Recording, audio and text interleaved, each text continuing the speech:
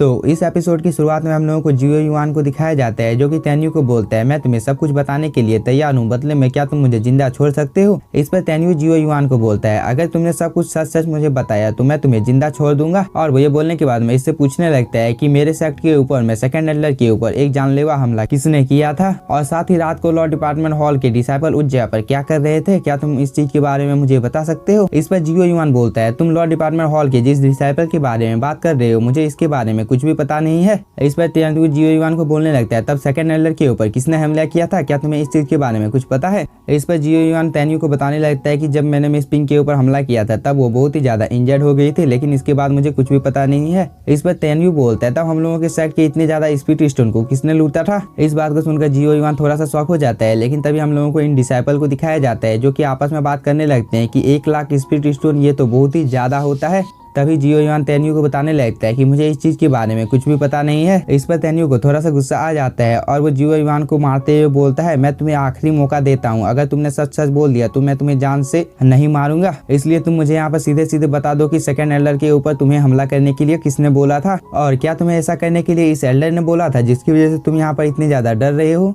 इस बात को सुनकर जियो युआन बहुत ही ज्यादा डर जाता है, लेकिन तभी यह एल्डर मन ही मन में बहुत ही ज्यादा गुस्सा हो रहा था और वो जियो युआन की तरफ गुस्से भरी नजरों से देखने लगता है, जिसकी वजह से जियो युआन बहुत ही ज्यादा डर जाता है और वो तेन्यू को बताने लगता है कि तुम मुझे जिस चीज के बारे में पूछ रहे हो, मुझे इस चीज के बारे में कुछ भी पता नहीं है। इस पर तेन्यू बोलता है, तुम्हारे यहाँ पर झूठ बोलने की हिम्मत कैसे हुई, और वो ये बोलकर जियो युआन को मारने लगता है, जिसकी वजह से जियो युआन बहुत ही ज्यादा डर जाता है और वो तेन्यू को बोलता है, तुम मुझे मत मारो क्योंकि मैं जीना चाहता हूँ। लेकिन तभी तेन्यू इसे हिप्नोटाइज कर लेता है और वो बोलता है, अब तुम मुझे यहाँ सब कुछ सच सच बताओ कि मेरे सेक्ट के ऊपर हमला करने के लिए तुम्हें किसने बोला था। इस पर जियो युआन बताने लगता है कि मेरे मास्टर लू हैंग ने तुम लोगों के सेक्ट के ऊपर मुझे हमला करने के लिए बोला था। जिसे सुनने के बाद इस फाइट को देखने के लिए जितने भी डिसाइपल आए थे वो सभी लोग बहुत ही ज्यादा शॉक हो जाते हैं और वो आपस में बात करने लगते हैं कि क्या तेन्यू के सेक्ट के ऊपर लॉ डिपार्टमेंट हॉल के एल्डर ने हमला किया था। तभी एल्डर लू हैंग अपने डिसाइपल को डांटते हुए बोलता है, तुम यहाँ पर मुझे फंसाने की कोशिश कर रहे हो। लेकिन तेन्यू इसकी बातों के ऊपर कोई भी ध्यान नहीं देता है और वो जियो युआन को बोलने लगता है, तुम्हारे मास्टर ने तुम्हें ऐसा करने के लिए क्यों बोला था। इस पर जियो युआन तेन्यू को बताने लगता है कि तुमने लॉ डिपार्टमेंट हॉल के एक एल्डर जिसका नाम क्यू यो मिंग था, जिसे तुमने जान से मार दिया था, इसलिए मेरे मास्टर ने तुम लोगों के सेक्ट के ऊपर मुझे हमला करने के लिए बोला था।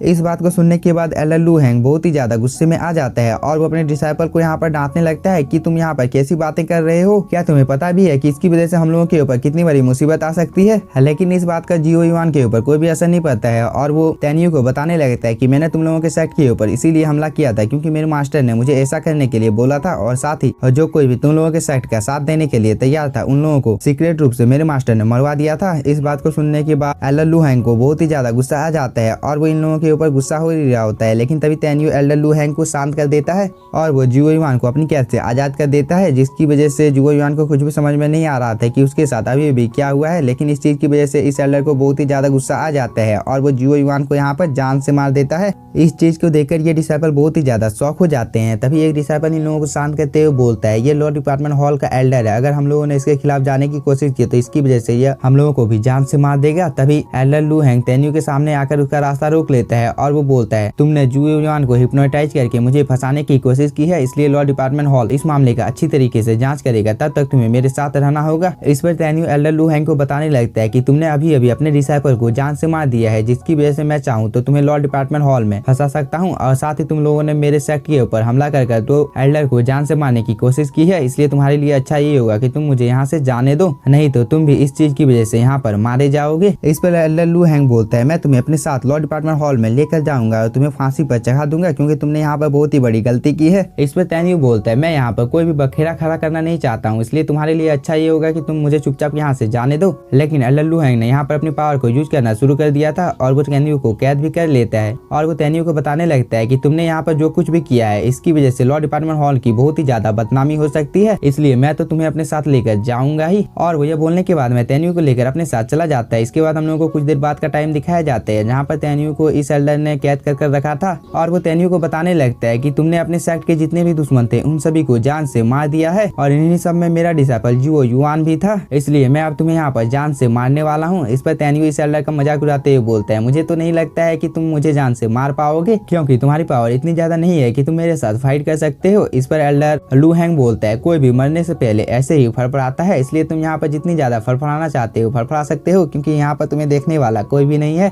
इस पर तेन्यू अपनी स्पिरिचुअल रस्सी को डिस्ट्रॉय करते हुए बोलता है तो चलो फाइट करते हैं। इस बात को सुनकर ये एल्डर भी अपनी पावर को यहाँ पर रिलीज करने लगता है, जिसे देखने के बाद तेन्यू बोलता है तुम्हारा लेवल सोल रिफाइनिंग लेवल के 9 स्टेज पर है, जो कि फाइट करने के लिए एक अच्छा लेवल माना जा सकता है, लेकिन तुम इतने ज्यादा पावरफुल नहीं हो कि तुम मेरे सामने टिक सकते हो, इसलिए अब तुम्हें यहाँ पर मरने से कोई भी नहीं बचा सकता है। और वो ये बोलकर मंकी किंग को यहाँ पर समन कर लेता है, जो कि सीधे एल्डर लू हैंग के ऊपर हमला कर देता है, जिसे देखने के बाद एल्डर लू हैंग बोलता है तुम तो वही मंकी हो जिसने हम लोगों के सेक्ट के ऊपर एक बार हमला किया था। और वो ये बोलकर मंकी किंग को दूर कर देता है और एल्डर लू हैंग कंटिन्यू मंकी किंग के ऊपर हमला करने लगता है, लेकिन मंकी किंग बहुत ही आसानी के साथ में इसके सभी अटैक को डॉज कर लेता है और वो अपने एक बहुत ही ज्यादा पावरफुल अटैक से एल्डर लू हैंग के ऊपर हमला कर देता है, जिसकी वजह से उसका स्वॉर्ड यहीं पर डिस्ट्रॉय हो जाता है। और अब एल्डर लू हैंग को भी मंकी किंग के पावर का अंदाजा हो गया होता है, इसलिए वो अपनी जान को बचाकर इस जगह से भागने की कोशिश करने लगता है, लेकिन तेन्यू यहाँ पर ऐसा कैसे होने देख सकता था, इसलिए वो मंकी किंग को बोलता है ये आदमी यहाँ से बच के जिंदा नहीं जाना चाहिए, जिसे सुनने के बाद मंकी किंग यहाँ पर अपने एक सीक्रेट टेक्निक को परफॉर्म करने लगता है, जिसकी वजह से एल्डर लू हैंग के जितने भी क्लोन होते हैं वो सभी एक स्पिरिचुअल बॉल के अंदर में ट्रैप हो जाते हैं, जिसे देखकर एक पल के लिए एल्डर लू हैंग भी बहुत ही ज्यादा शॉक हो जाता है और वो तेन्यू से माफी मांगने लगता है कि तुम मुझे जिंदा छोड़ दो, इसके बदले में मैं हमेशा के लिए तुम्हारा गुलाम बनकर रहूंगा।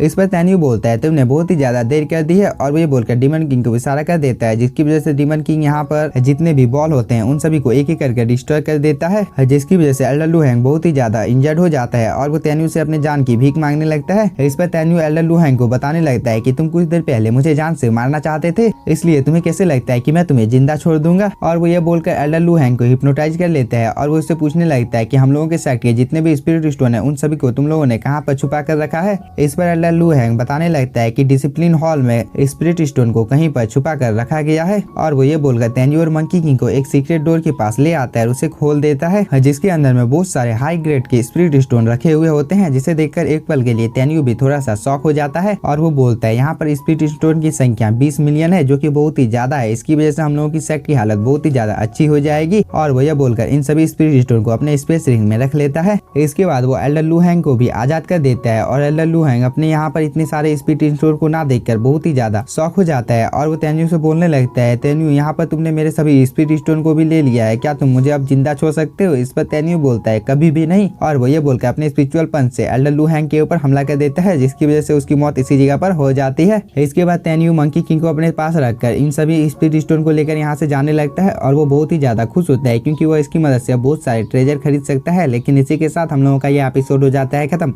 और अगर आप लोगों को वीडियो पसंद आया होगा तो चैनल को सब्सक्राइब कीजिए। और मैं आप लोगों की जानकारी के लिए बता देता हूँ कि इस चैनल पर एक स्ट्राइक पड़ गया है, इसलिए मैंने एक न्यूज चैनल को शुरू किया है, तो आप लोग जाकर उसे भी सब्सक्राइब कर लीजिएगा, जिसका लिंक आप लोगों को डिस्क्रिप्शन में मिल जाएगा। Thank you for watching.